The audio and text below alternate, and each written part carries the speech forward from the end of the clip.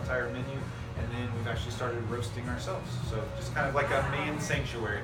Okay, a men's sanctuary. Yeah. All right. Well, thank you for that. And can you tell our viewers what led you to open this particular business?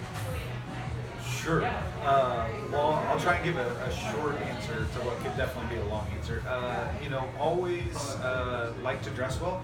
I didn't have a strong male dad influence in my life, but the things that I do remember about my dad is that he was always well dressed. He always had a hair comb in his pocket. He always, had tonic in his hair.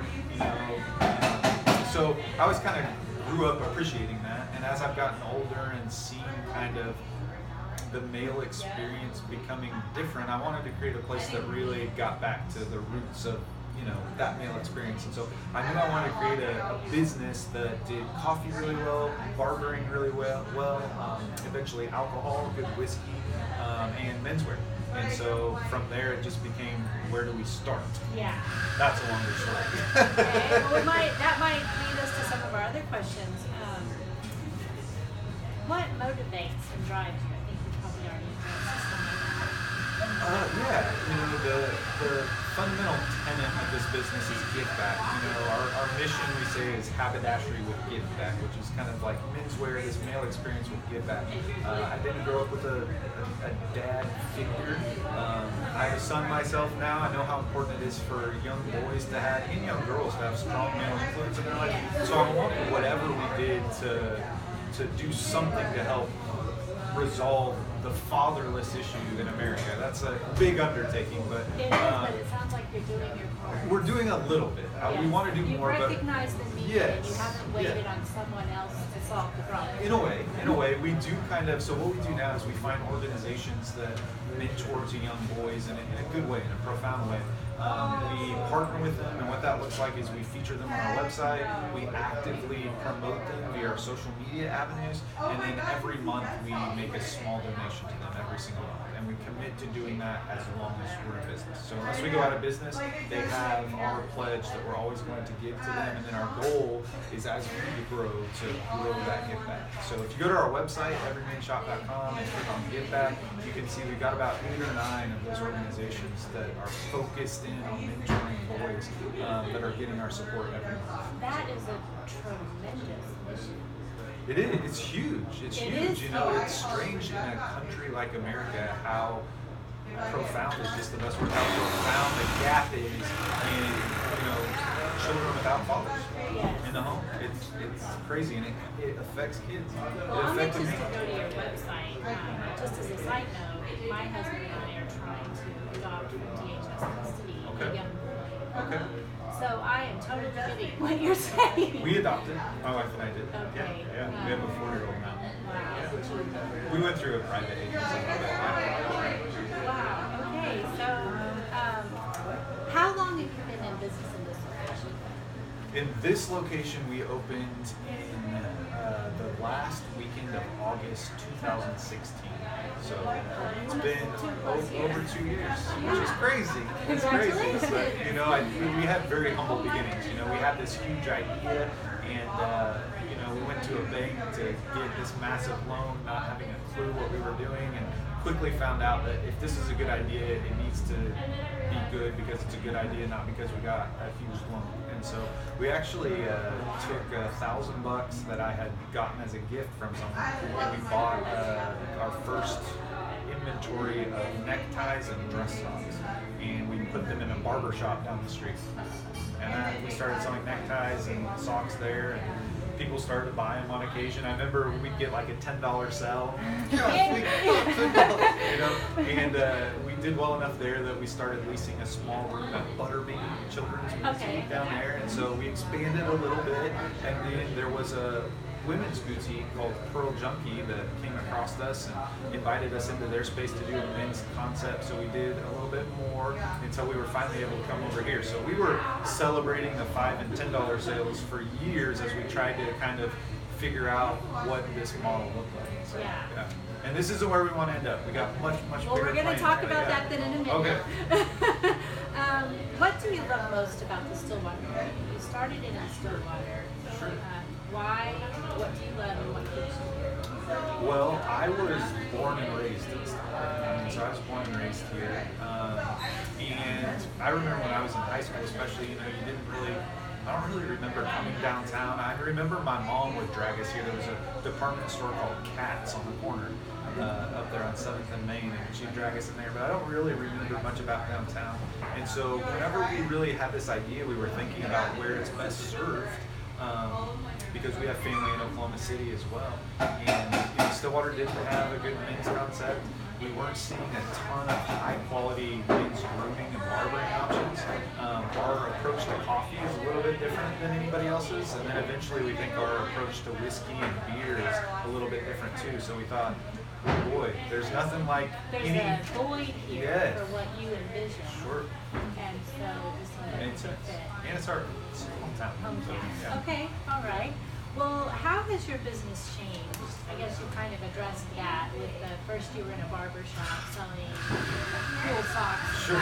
Yeah. And then you didn't lose heart and you celebrated what came along as it came in. Sure. And didn't lose focus of where you wanted to be. And now you're here, but this still isn't Yeah, no, you're right. Everything? No, you're right.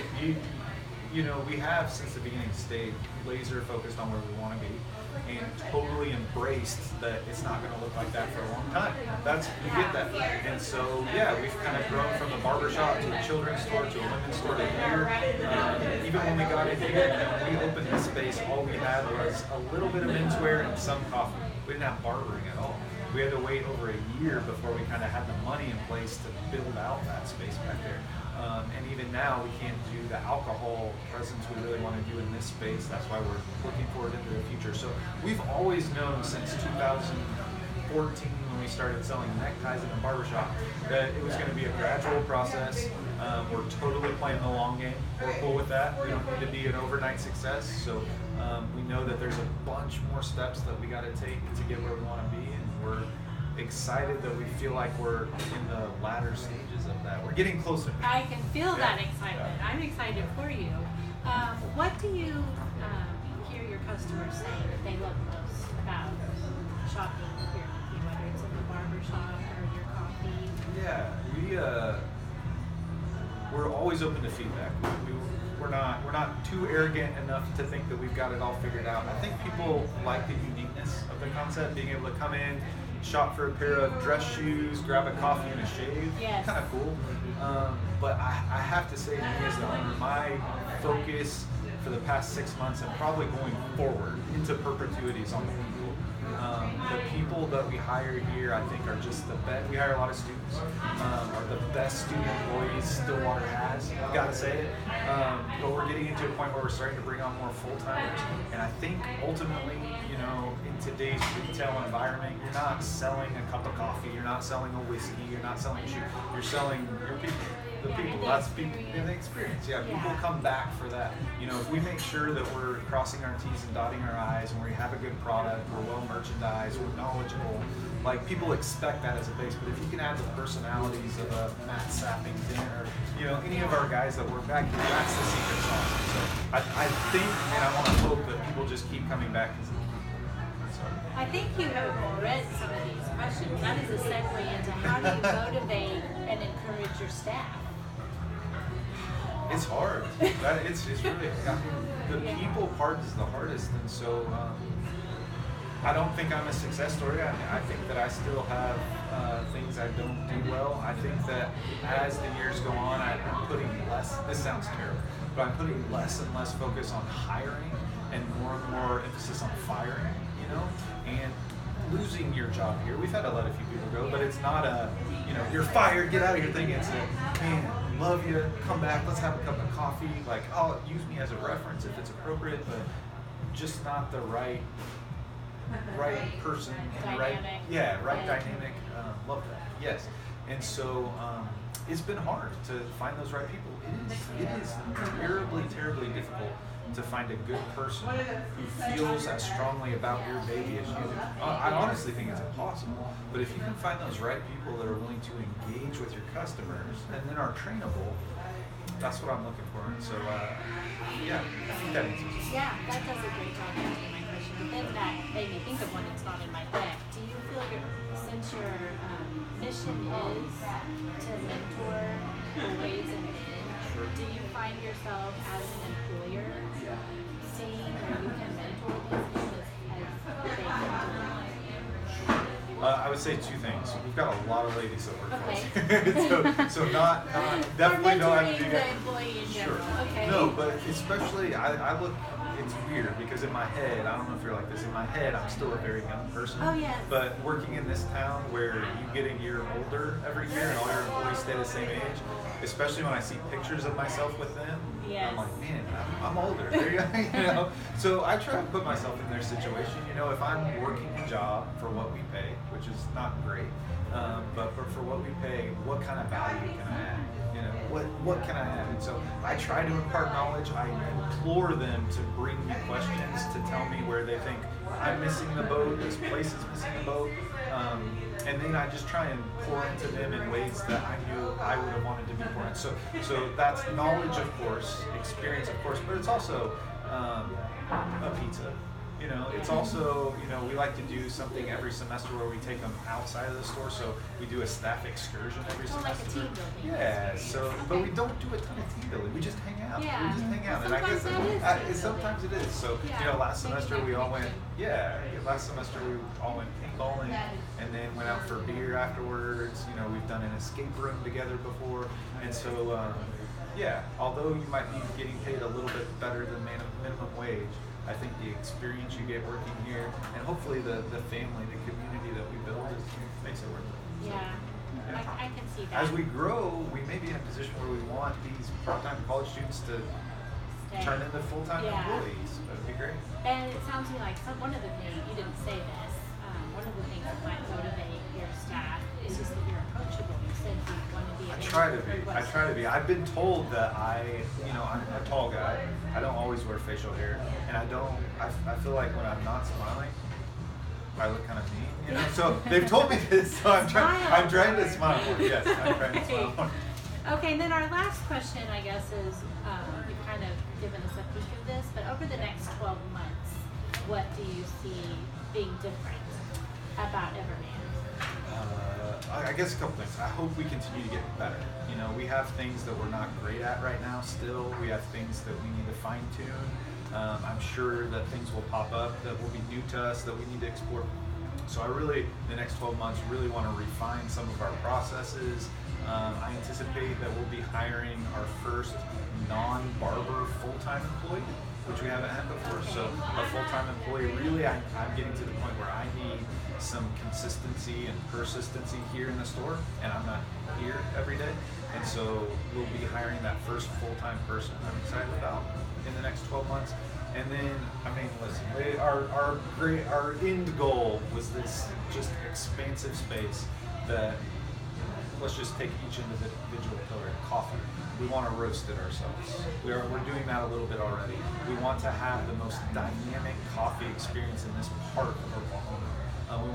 We look at ourselves as curators. We want to invite people in to really explore coffee, so that presence in a new space is going to be big. We want our barbering experience to be unparalleled. You know, we want the products we're using, the training that we're going through, all to echo the quality that we think we can deliver. We want our menswear to expand. We want to have a good, better, best. We want to have entry-level lines. We want to have high-end lines. We really want to blow up our custom clothing options and get guys into the best fitting clothing, because when you dress really well and you feel good in it, Yes. you feel good about yourself. Yes. I mean, it just changes. That is with women too. Yes. And sometimes guys just don't know. We don't know, Yeah. you know?